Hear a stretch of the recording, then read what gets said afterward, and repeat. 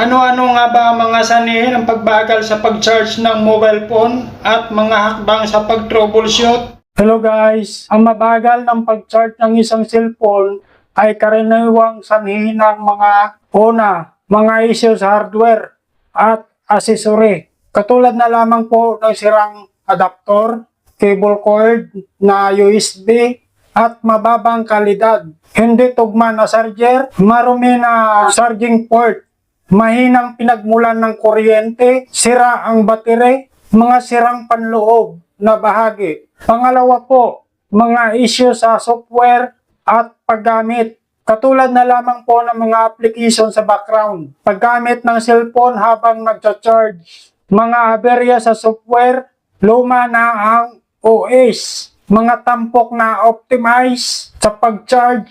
Pangatlo, matinding temperatura ng kapaligiran. Katulad na lamang po ng masyadong mainit at malamig. Ang area ay may epekto rin. Ito po ang mga hakbang sa pag-troubleshoot.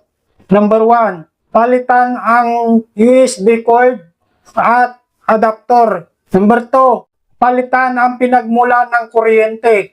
Number 3, linisin ang port.